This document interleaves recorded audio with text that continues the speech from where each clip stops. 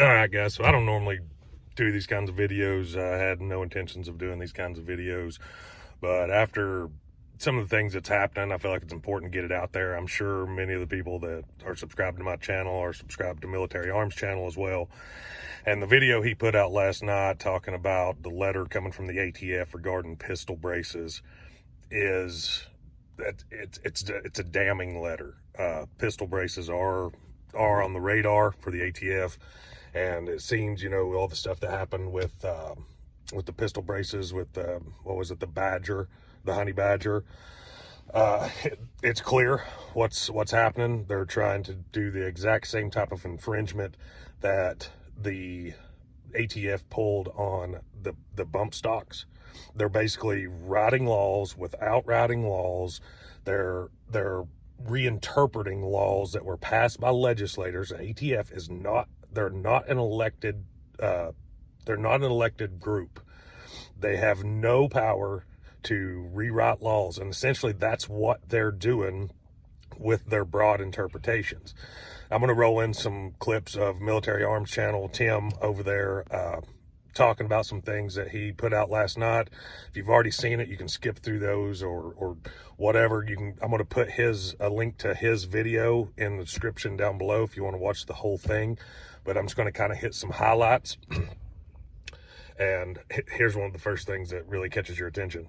I came into possession of a letter that is from the Department of Justice in cooperation with the BATF.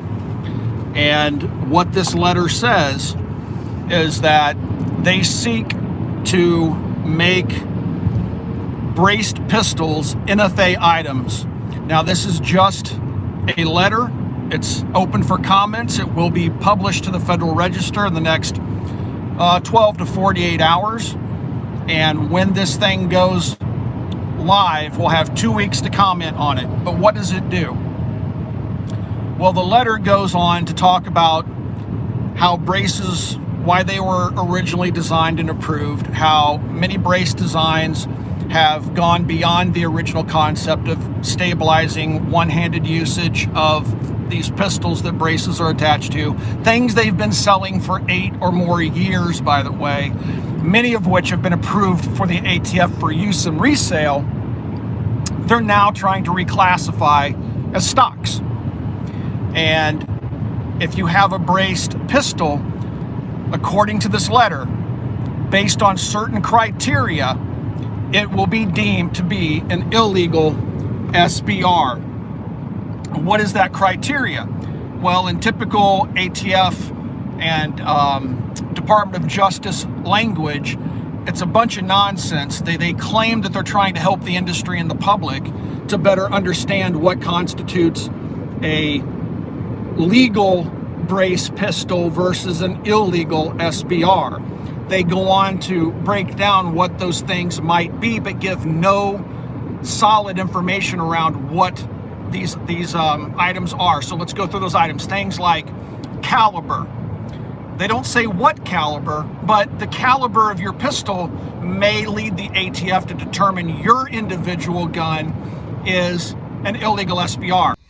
All right, so as you can see there, what he was talking about, they're going to make this interpretation so broad and so vague that no one knows the actual legal boundaries of what is going to be a pistol and what's going to be considered an SBR. And that's their whole goal, is to muddy the water so much that they have free reign to do essentially whatever they want. And this is a constitutional infringement, guys. This is completely unhinged. This is a rogue alphabet group doing things that they're not entitled to do.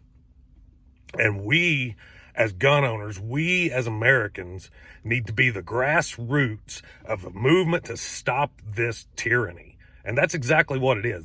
This is nothing more than an abuse of power from a non-elected group.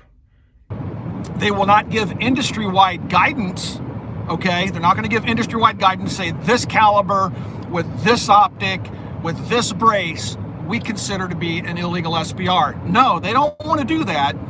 It has to be a case-by-case basis, and depending on how you configure your personal property, with a brace on it, if you put, say, an LPVO on it that has a limited eye relief, or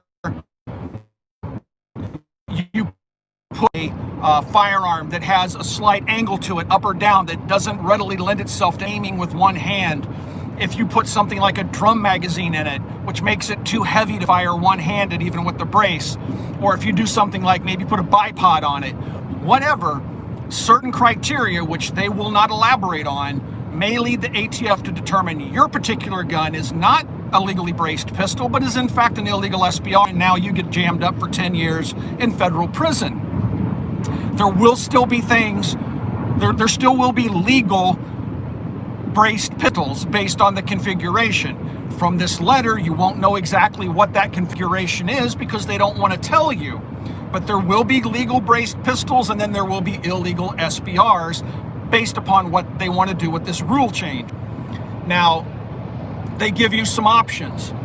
First of all, don't brace your pistol, of course, but if you have a braced pistol and that pistol was in that configuration on the date of the publication of this letter by the Department of Justice, on that date or before, you have the option of registering your braced pistol as an NFA item, basically an SBR. They're going to waive the $200 tax.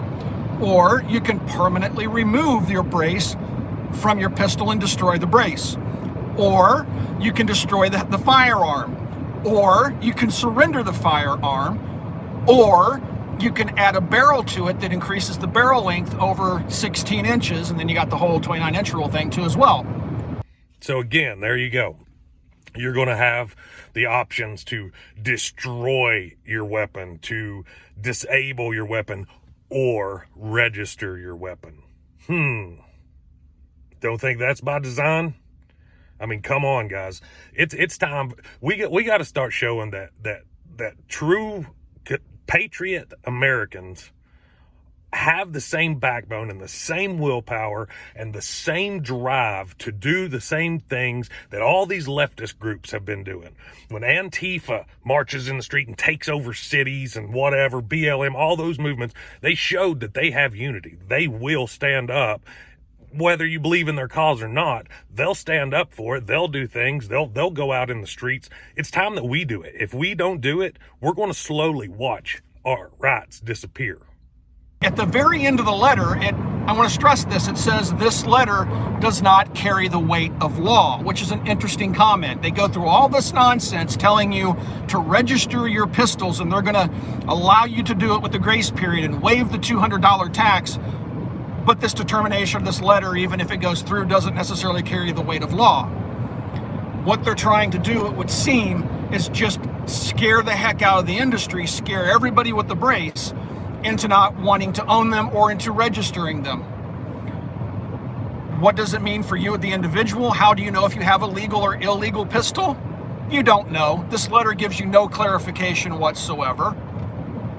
And so it's a great big what if. Now, what's interesting is the Biden presumed administration, he has not been obviously inaugurated president yet, he's not the president, but the Biden team did sit down with the BATF, and we got a glimpse of that conversation. And what was said in that meeting with Biden's team and the ATF was they wanted to move on braces and they wanted to move on 80% lowers. And what did they do this week? They raided Polymer 80. They're going around collecting people's private information, going door to door, knocking on doors, demanding Polymer 80 kits.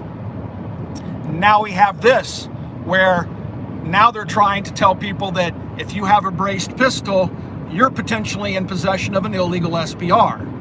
All right. So, I mean, I've watched enough of that to make me sick.